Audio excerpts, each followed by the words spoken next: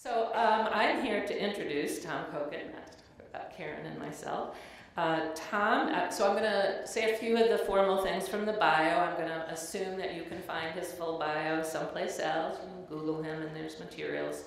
And then just a few personal comments. So Tom is the George Maverick Bunker Professor of Management Emeritus at MIT's Sloan School of Management and a faculty member in the Institute for Work and Employment Research, also known as IWER.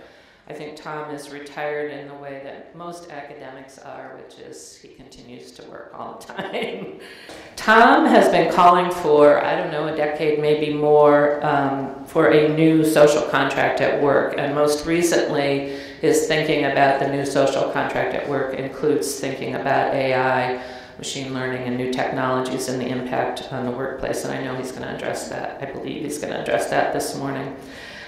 His most recent book is Shaping the Future of Work, a handbook for action and a new social contract. And he serves on the MIT task force on the future of work, or work of the future. He is also a PhD in industrial relations from Wisconsin, as am I. So go cheeseheads.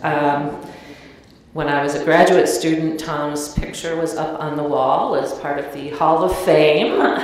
And he was not that advanced in his career at the time that I was a graduate student there. So what Tom's bio doesn't say is that he serves as an advisor, either informal or formal, to many labor and management leaders, always focusing on helping them build more constructive labor relationships of the kind that Karen was talking about and others are talking about, and ones that provide more opportunities for worker input and decision-making, in particular for decent terms and conditions of work and, of course, successful organizations as well. Tom has been an incredible mentor, incredibly generous mentor to generations of grad students at MIT, but also to assistant faculty, to junior faculty, assistant professors everywhere. And I count myself lucky to have co-authored a book with Tom about the labor management partnership at Kaiser Permanente. I also would count Tom as a friend. So I know that I always learn something, either when we talk one-on-one or hear from Tom in front of a large group, and I am delighted to introduce him to this audience.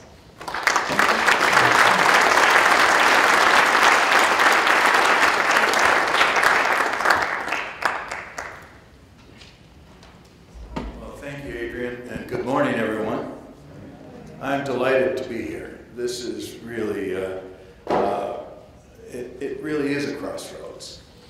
And I can't think of a better time to discuss these issues around the future of collective bargaining in higher education and the broader challenges that we all face in making collective bargaining not only work for the people who we represent, whether it's the university or the employees, but also for our university community.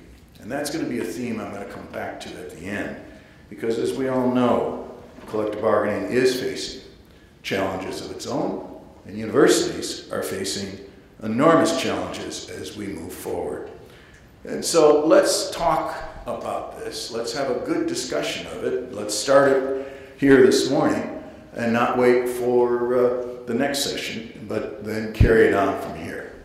So let's put it in context. Collective bargaining in higher education is not alone. We are facing two big questions, I believe, in the larger context of labor management relations. And the first is, we all know that there's an enormous upsurge in collective bargaining, union organizing, strike activity, and so on that's going on around the country. And I think the biggest intellectual question, the biggest practical question for all of us who are involved in the process and for our public policy and for our society, is this just going to be another flash in the pan?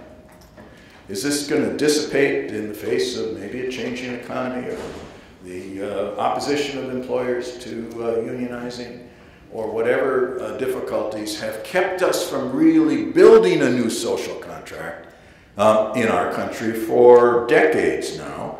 Or is this the beginning of some sustained process that will produce a new social contract, a better arrangement in our time? And so that's the question, the two questions. What's going on? Where do we place collective bargaining in higher education in the context of this larger set of developments? And can we use all the work that you are doing to build a model for what a new social contract might look like? I think that's our responsibilities right now in our universities. And we all have an opportunity to really lead the way in setting the terms of a new social contract. Well, just to put this in perspective, I don't have to dwell on this slide because this is the world we live in, day after day. But we've seen a resurgence in labor activity, increases in the number of groups asking for or requesting certification through the National Labor Relations Board, a growth in bargaining units around the country, a growth in the percentage of workers who are voting and voting yes in union elections, and a large increase particularly among young workers, the people that we are responsible for in our profession, who are interested in this set of new ways of having a voice at work. We're seeing more strikes, more strike threats, and we're seeing that these are producing enormous collective bargaining agreements. And so in 2023, now here's a great debate. Steve Greenhouse, who many of you know is sort of the dean of labor reporters of our generation and a good friend of many of ours, interviewed lots of people for an article he was writing for The Guardian, and he interviewed me, and it was titled The Great Reset. And so Steve and I have an ongoing battle and discussion. Did he invent that term, or did I use it in my comments? I think it was Steve who did it. But we always have a good time anyway discussing things like this. But the serious point is, 2023 was a great reset in collective bargaining. We saw higher wage increases, more strikes, the role of the strike thread at the Teamsters and UPS, innovative, different way of striking in the auto industry. The classic strikes out in Hollywood with SAG-AFTRA, the Writers Guild, and so on. And we're seeing particularly, and this is something that I think is important for us, a lot more what we call intra-organizational negotiations and bargaining. That is, much more emphasis on the need to get our administrators and our leaders in management to rethink what their expectations are, and then to deal with the great expectations that the rank and file have. And so sometimes the toughest bargains are those internal bargains, rather than just the bargaining across the table. We're clearly seeing that this year, and we're seeing new issues, as our colleagues have already mentioned, come on the table, whether it's AI, diversity, equity, and inclusion, scheduling issues. These are the issues of the day that people care about. And so this is what the context is that we are working in higher education. And it's not surprising. And now it's a little bit like sort of bringing coals to Newcastle, because I'm going to just report some of the data that Bill and his colleagues have put together, and that will be in this forthcoming publication, and that they've been putting out in various shorter periodicals along the way, just so that we have the numbers on the table. But you see that we are experiencing a growth in student organizing around the country, particularly in the last 4 years. And so that mirrors what's going on in the broader economy, and so do the number of strikes that we are observing in higher education. Strikes are up. Strike threats, I'll say, are up as well, although we don't capture those in the numbers. But you can see that we're reflecting the same environment that we're seeing more broadly. And then finally, this organizing continues apace in this past year in 2023 with new faculty bargaining units, new graduate student units. Now the frontier has moved to the undergraduates, And yes, the question of athletes, and notice how many question marks I put after that. I have no clue what that is going to lead to. I have some thoughts on what it ought to lead to, but it's not my call. So that's going to be a development that is important to watch.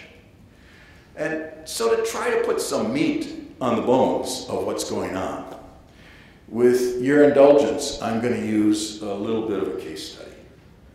Because we had this experience at MIT. Now, if you would have said to me 4 years ago that the graduate students at MIT were going to organize, I would have said, yeah, I know there's a little effort going on around the campus. There's not a chance in hell that they're going to organize on this campus.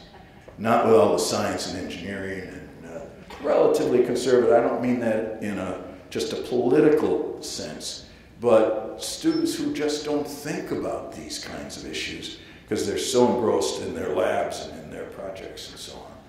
Well, I was wrong.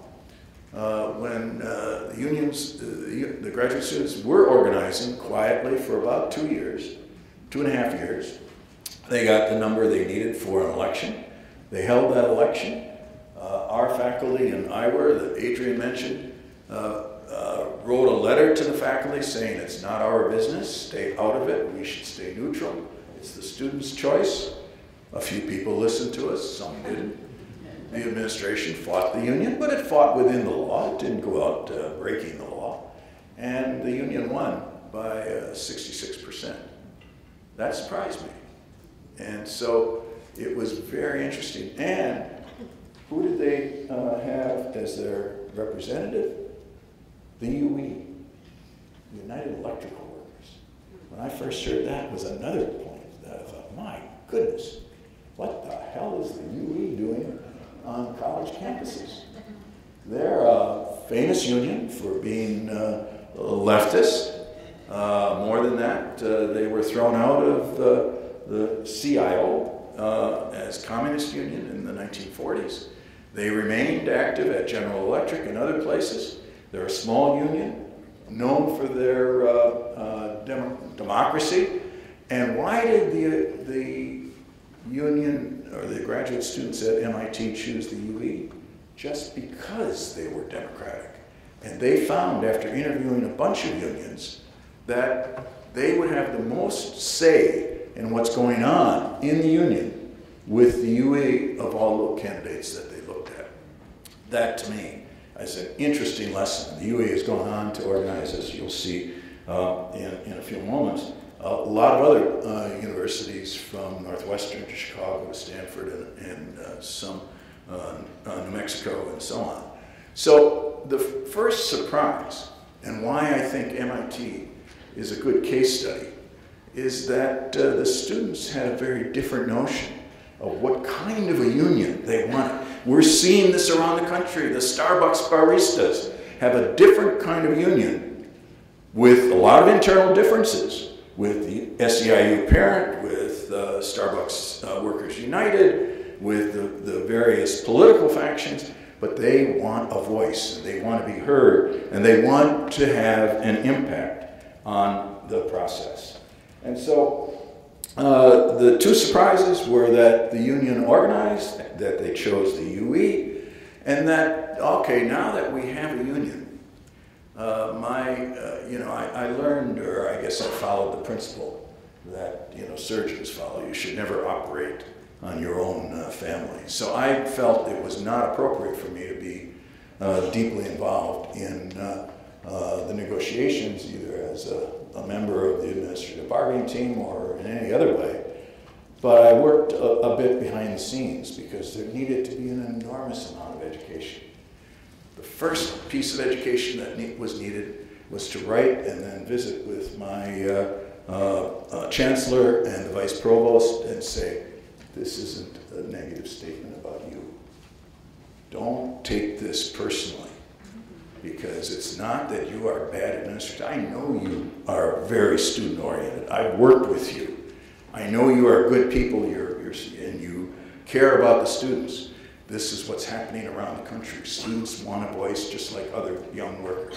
And so it's very important that we help educate our leaders to the fact that this is something that they've got to develop now, a capability of managing in a collective fashion, something that most managers have not had to do for 4 decades, including university administrators. So the role that the center is playing in educating, in working with, in engaging the management of universities and the labor relations people who do have the expertise in this process, and working with you to help educate others, provosts, chancellors, presidents, and so on, is very, very important. And I did a lot of that behind the scenes, including with our new president at MIT, who is an extremely capable, very, very good person, and now is a personal friend, because we talked quietly about these issues as time went on. But I want to point out one of the major innovations that came in these negotiations, and I think this is really important. Early on, before they started to negotiate, our colleague Joel Kochan that Adrienne knows well, and Matt Boda here knows very well from his graduate days, has a phrase: you have to negotiate over how to bargain. You have to bargain over how you're going to bargain. And I urged early on that a conversation like that occur.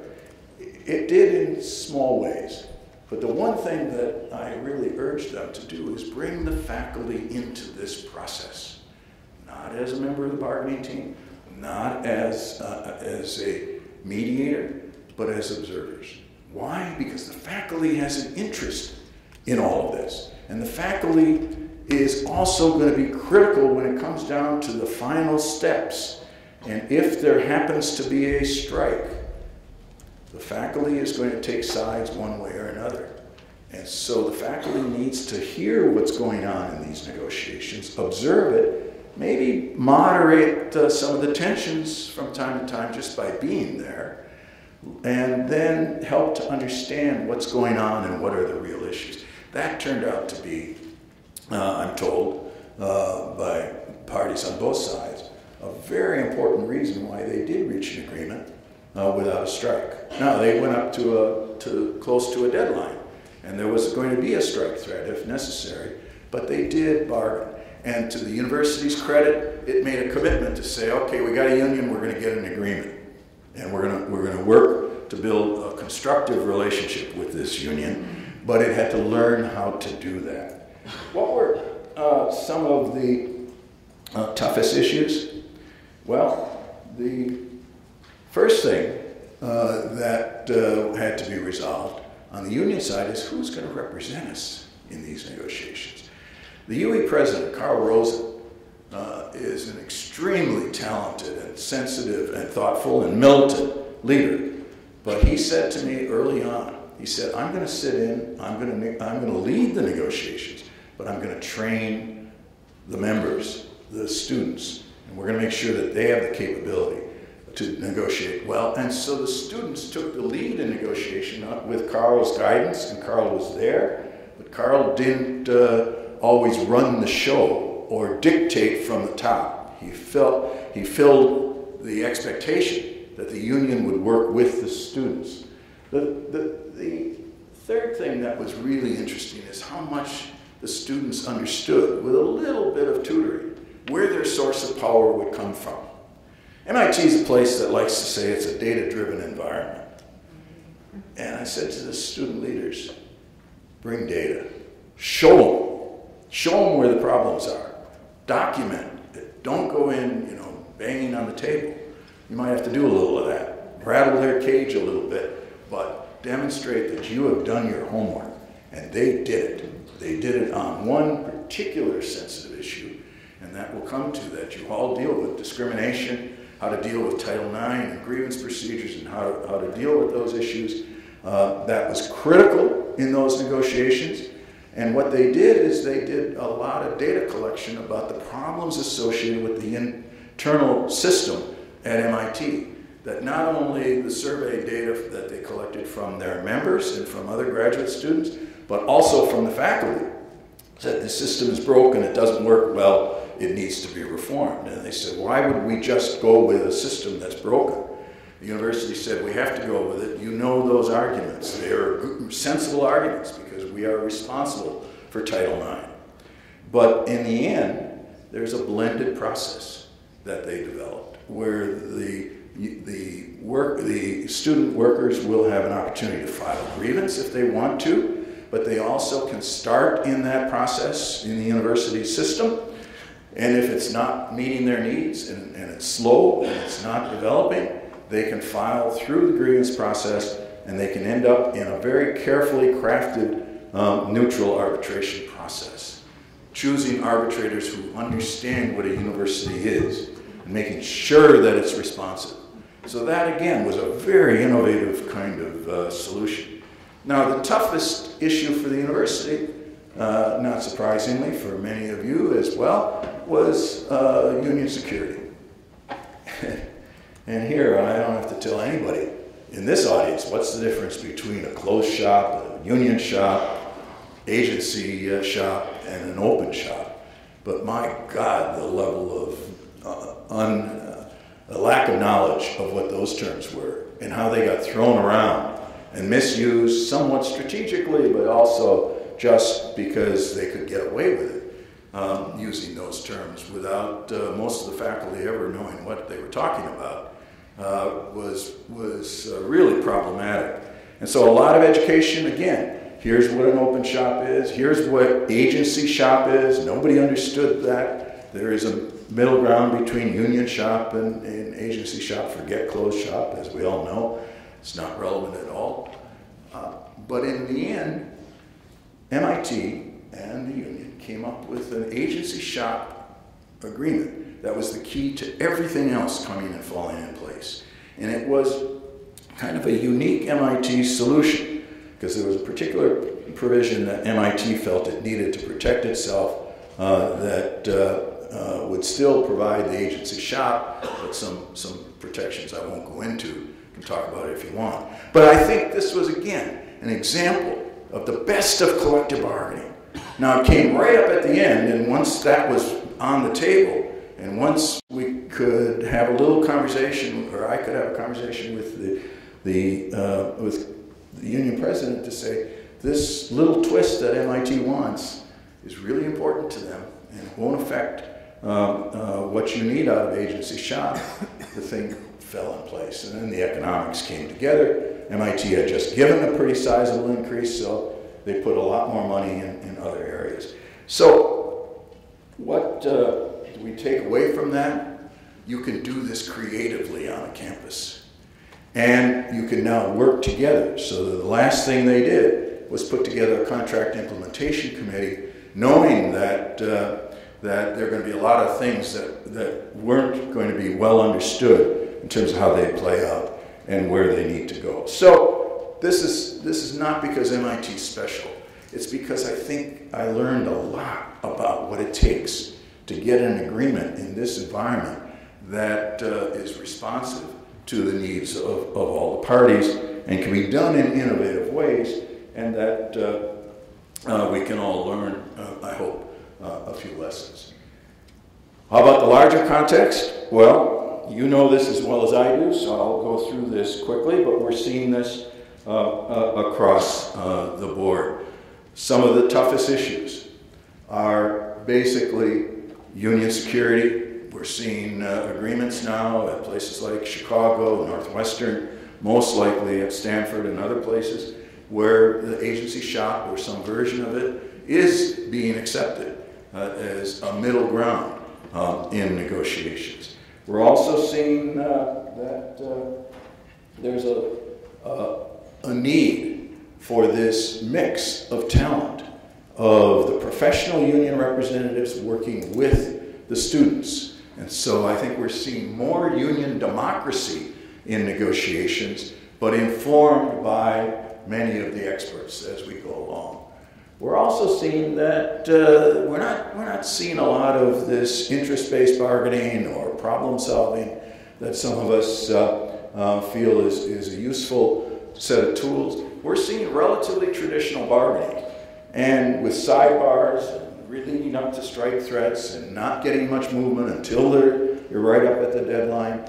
But that's the way it's going in these negotiations. Will that change going down the pike a little bit? I don't know. I think it probably will, but we'll have to see. We're also seeing that this issue of dealing with discrimination, harassment, diversity and inclusion issues is front and center on everybody's agenda, and the students want a fair way of getting their issues resolved when they come up, even though they may be a small minority of people on the campus. And so that's a tough issue. And it's an issue that is increasingly showing up all over the place. The economics, one of the things that our university administrators, like business executives in the private sector, had to understand, these are expensive settlements. More expensive than what they had put into their budgets, perhaps. More expensive than anything that they had experienced before. And more expensive in the private sector than anything that we've seen in decades. So this is, again, the internal adjustment of expectations that was so critical. But the economics varied depending on where the university had been in terms of dealing with some of the inflation issues in the past. So you've seen wide variance in settlements, some quite significant, some quite big. And I think the other things that we're seeing is that academic freedom is coming up at the bargaining table. I'm going to come back to that because it's coming up on our campuses in big ways as well. But we can expect to see more language from demands from unions for protections around academic freedom. I don't know what that language will do, and I don't know how that language will be enforced. But it's an issue that I think is on the minds of students. They have no idea about what's a mandatory subject of bargaining. They could care less whether it's mandatory or not. Some of the issues that are coming up around housing, for example, have to be dealt with. But the issues are critical for workers as students and as other people in universities to speak to. Finally, one of the emerging issues around universities is who's in the bargaining unit. Fellows is the current debate at the NLRB. The NLRB has ruled, again, it's an MIT case, that fellows are not workers because their funding comes from some research grant, and they're focused on research. They're not employees. How that will play out, I don't know, but every university I know is trying to limit in some way what is happening. So where are we going? Well, the first thing that I think we need to do is, as I've already mentioned, I'm going to reinforce it, we have to educate the faculty. We have to educate our peers. Most of them have no clue what a union's all about. They think it's something for the auto workers, sure, but not for their students. So we have to educate them. What does it mean to lead and to train and to manage in a unionized environment? And that's a challenge because it only takes one renegade faculty member. We got a bunch of them at MIT who are strong-minded and say, I'm not going to do that. And then you've got a problem. You've got a grievance, and you've got more of an adversarial battle on your hands. So we really, really have to reinforce the training of our managers, as our faculty as managers. Where are we going on athletic organizing? I don't know, but it's going to grow. If this doesn't get overturned by the NLRB or by the courts, possibly it will, possibly it won't. But I don't think it'll go away. And here, you know, those of us who are engaged in private sector issues, we hear everybody talking about how could we have sectoral bargaining, industry-wide bargaining. Well, they have it in professional sports. And if I had one piece of advice, not just for Dartmouth, but let's say for the Ivy League or for the big sports leagues in the country, work on this at an industry-wide level. Take this out of competition between Ohio State and Michigan, for example, to pick two terrible examples. Sorry if I'm offending anyone, but they really have raised the bar and the price for competing for athletes. Well, let's start to set some standards. Let's not go down one bargaining unit at a time, Dartmouth and Cornell and X and Y and Z. That's going to waste an enormous amount of resources and not really set up a structure for bargaining that will be effective. Secondly, I do believe that we need to think about ways of blending what we're doing in collective bargaining in a bilateral sense, as it was described, with the rest of university governance. That's one of the reasons I was very interested in what we're doing at MIT, because we have one of the strongest faculty governance systems in the country. We don't have a Senate, we don't have a union. We have a faculty chair. I was faculty chair for a while, and we have a whole series of committees that the faculty chair runs, and that deals with all of the issues outside of whether it's academic issues or whatever, anything to do with the faculty. You sit on the academic council, and you meet with the president and provost consistently, and you work out problems. Well, that's one unique structure. We all have our structures, but we've got to integrate our specific bargaining units into this governance arrangement. Housing is the classic example. We have a housing committee that the graduate students sit on, and we want to make sure that it doesn't move, doesn't get lost. So there are a number of issues going on, but I want to go just and finish with some elephants that are in the room. And I'll start with the question of technology. You're going to have a great session. It's already been mentioned. You had one yesterday. You're going to have more today on AI. And we know it's affecting us. It's affecting all of our jobs. It's affecting jobs of just about everybody in the economy. But we're not prepared as an institution of collective bargaining to deal with it, because you know that the way we do in collective bargaining is you deal with the impacts of technology after all the critical decisions are made in terms of defining the problem and setting up the design process. We've got to find ways to participate in those early stages of defining the problem and of making sure that we co-design the technology and the tools to use them as we change how we work. And I believe, indeed, in this particular generative technology age, we have an opportunity to influence technology from the bottom up, because we all have access to it. It's affecting our jobs. We've got to gain control over it. And I think perhaps this is a topic for us for next year. Maybe there should be a summit with the developers of these tools across industry, with the designers of the tools, and with leaders here in higher education to talk about how can we design these technologies so that they work for all of the stakeholders involved. That's the big challenge we face across the country. We face it particularly in this area. We're working on this at MIT. You can find a report on it if you like. But how about this existential challenge? I have no answers to what we do about the attacks that we are experiencing in our universities, on attacks on academic freedom, attacks on our leaders, attacks from the right wing and the rich alumni who want to tell us what we can and cannot teach. I share with our brothers and sisters from Florida a deep concern about the experiences you are living with, and that we are all experiencing in a smaller scale. But I think this is an issue for us as professionals in labor relations to address.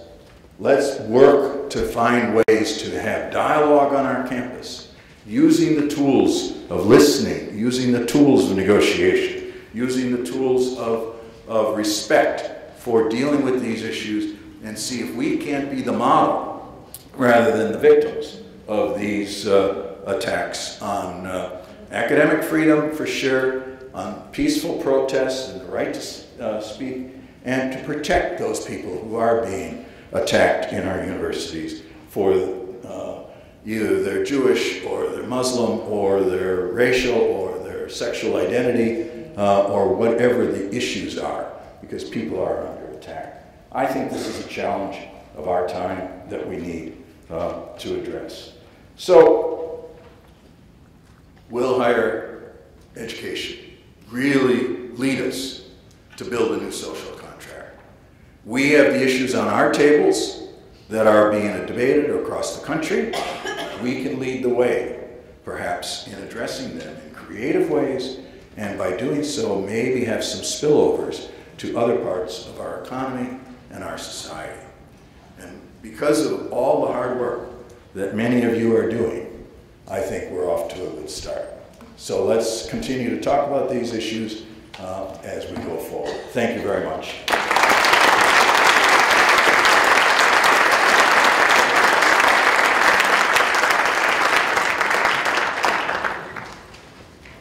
We have 20 minutes for Q&A. We're going to be circulating cards for people who want to write questions down.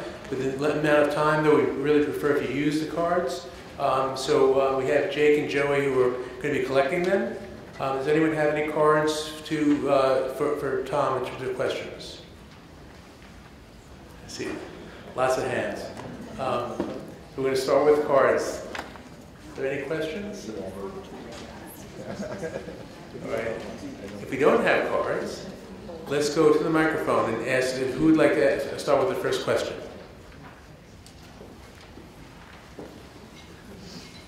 Yes, ma'am. Oh, you're taking pictures. I see. You got a question right here. Oh, okay, great. Good morning. My name is Stacy Payton. I am a negotiator for District Council 37. I do have a card, but I kind of wrote a bunch of different things. So my thought is, we represent public sector workers, and I know that this conference really addresses the private sector. However, many public sector workers are parents of students who attend universities and colleges. So I guess the question is, have you given consideration to having conversations about what's happening in the public sector, how Janus has decimated the public sector, and all of the intersectionality between private and public sector workers and unions? Thank you. Well, that's a really important and timely question, because so many of the universities that have students and graduate students, undergraduate students, postdocs, and part-time faculty and adjuncts are public universities. And so they are affected by all of the things that you're dealing with in District 37 and in the public sector, the Janus decision, and many others. And state laws that vary. So in some states, the state universities, like in New Mexico, they don't have a collective bargaining law. How do you fashion a bargaining relationship in those settings? I think we have a lot to learn. And when I mentioned the fact that we've got to think about how we integrate our bilateral bargaining relationships with the larger governance role, that's your life in the public sector.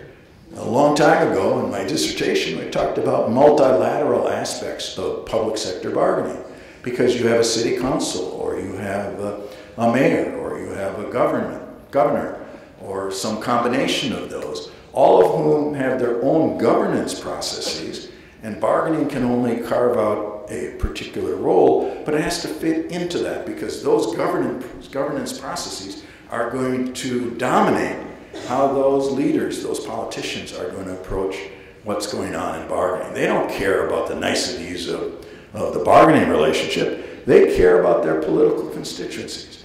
And so I think the same things are happening. University presidents, of course, care about their students, of course care about good relations. They also care about their board of regents or corporation or whoever oversees them. And they are not particularly let me say, sensitive and maybe even receptive to unions. And so there's a lot of lessons, I think, from the public sector. How do you manage those external surrounding relationships to make collective bargaining work and maybe make a contribution to improving the governance of our public institutions? A couple of questions. Now you're going to test my ability to read. How about that? How do you think about addressing the needs of contingent faculty fits into the new social contract vision? Well, maybe I'm a little sensitive to this because one of our kids is a contingent faculty and a father taking care of a baby. So he's moved into the contingent faculty world. And it's, as you know, not the most lucrative or sometimes satisfying, although he finds it very satisfying because he teaches what he loves to teach, and he's at home to help nurture this beautiful little granddaughter. So it's a tough world. Contingent faculty need a voice. They need representation. We need to improve their conditions.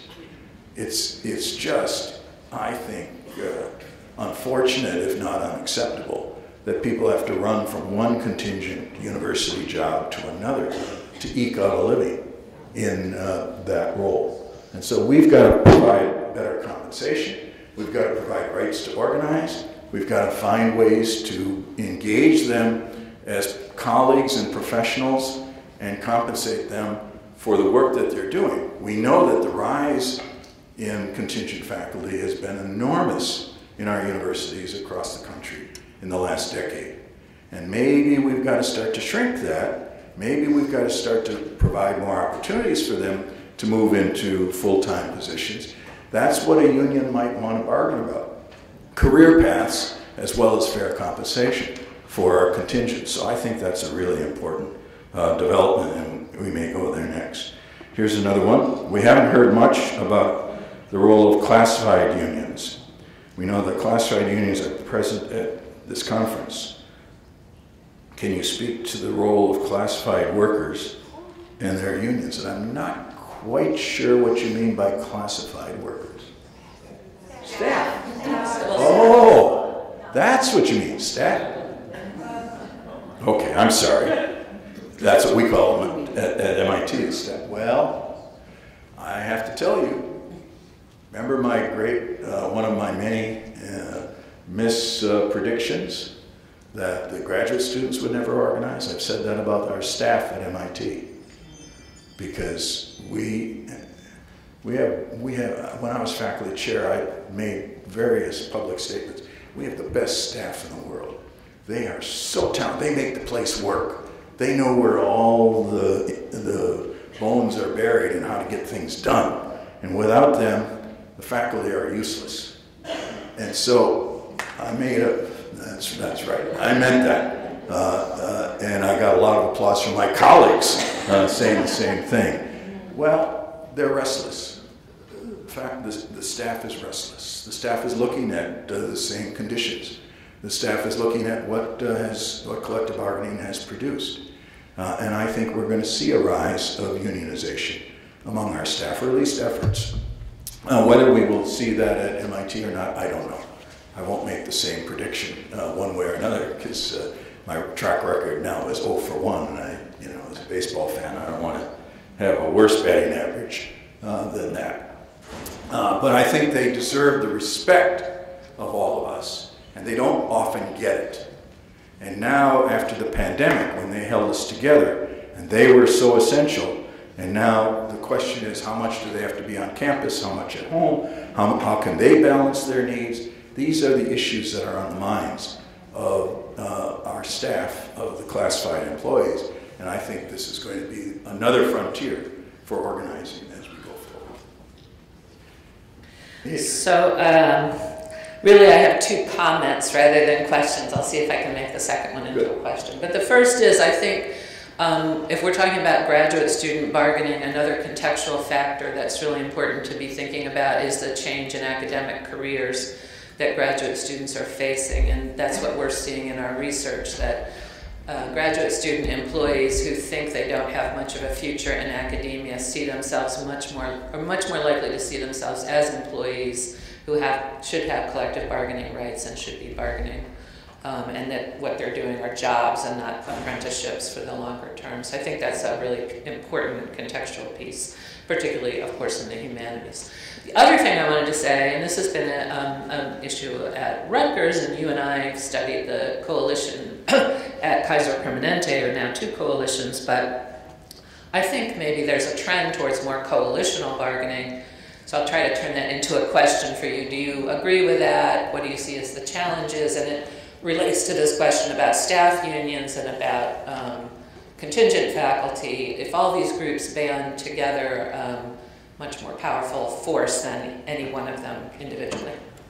Oh, thank you, Adrienne. I couldn't agree with you more about our students, the PhD students, and even some of the master's students are worried about their careers and the opportunity in academia for, as we do turn to contingent faculty more and more, I think is more challenging. So I think that is driving some of what's going on.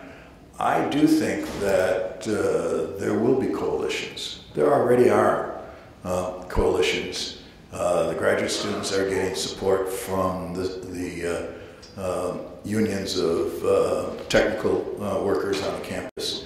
The graduate students were smart enough to go around to every union on the campus during negotiations and say, here's where we are, and we may end up in a strike. What are you going to do if we go on strike?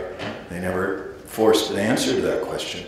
The fact that they were smart enough to know that they better go around and see what they would do and build relationships with those unions, I think is a sign that they will also be called on for support from these other unions as we go forward. And so that's the first step in building a coalition. How the universities deal with this?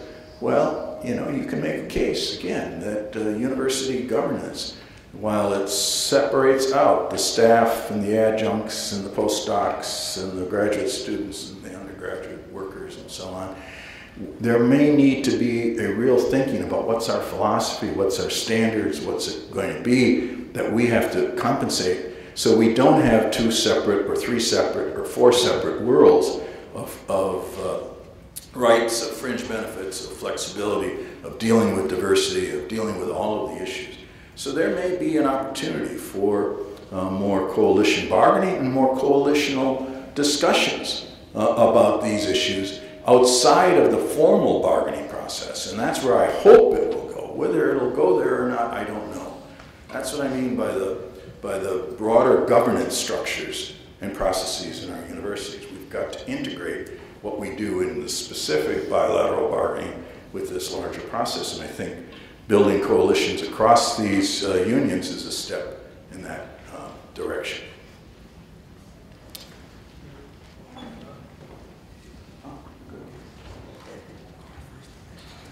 This question is, affirmative action in DEI is being used as a block to establishing career pathways for contingent faculty.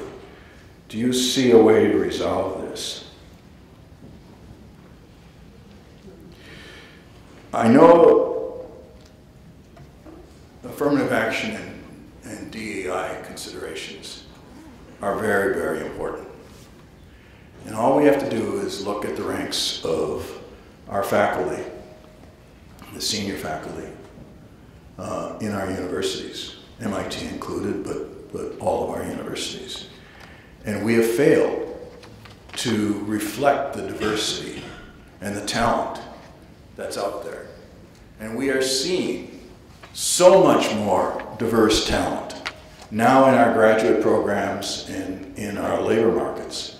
And so I think we will see a change in the demographics of the faculty, but it'll take time. And at the same time, as this question poses, we have to be fair to all young people who are trying to build a career in universities. It's getting harder, as Adrienne indicated. It's getting harder for all of our students. So I think it's incumbent on us, where we have faculty unions, or even if we don't have a union, where we have faculty playing a key role in the governance of the institution, to say, are we creating enough opportunities? And let's not create so many barriers with contingent faculty that have no future, but building the career opportunities for advancement. Now, maybe tenure is changing. Maybe it should change. I'm not going to take a position on that. But I do think that we've got to put a lot more emphasis on career pathways and development for everyone. We went through this process at MIT with some task forces on the University of the Future. This was actually before COVID.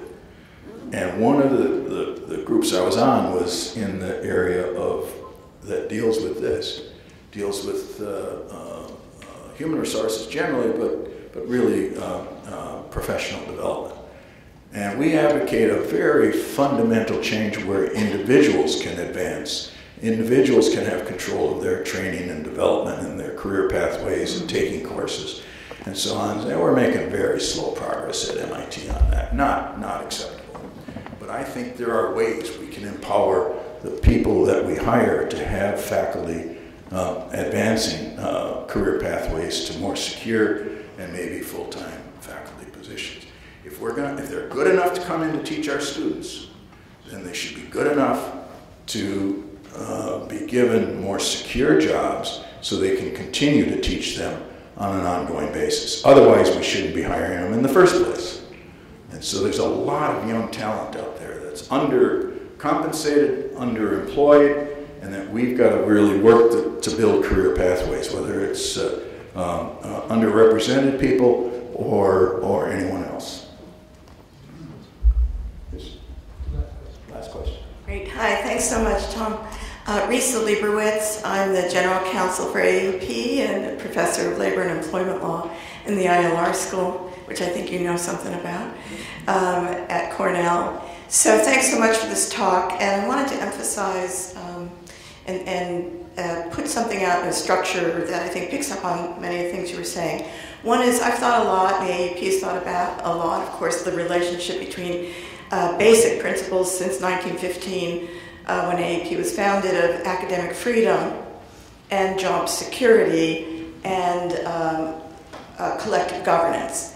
And so through collective bargaining, oftentimes when you have the coexistence, of course, with shared governance, but through collective bargaining and collective action in that way, I think that it's useful to think about academic freedom as the bread and butter issues that we talk about. Of course, we need higher wages, we need essential job security for all of our graduate employees, for all of our employees generally in the university, and certainly for all kinds of faculty who are teaching and doing research, and the librarians who are doing such important work. But to think of those as employment conditions. So academic freedom is an employment condition. It is a bread and butter issue that is essentially linked to a good economic condition through our wages and through the job security so that we can do our job.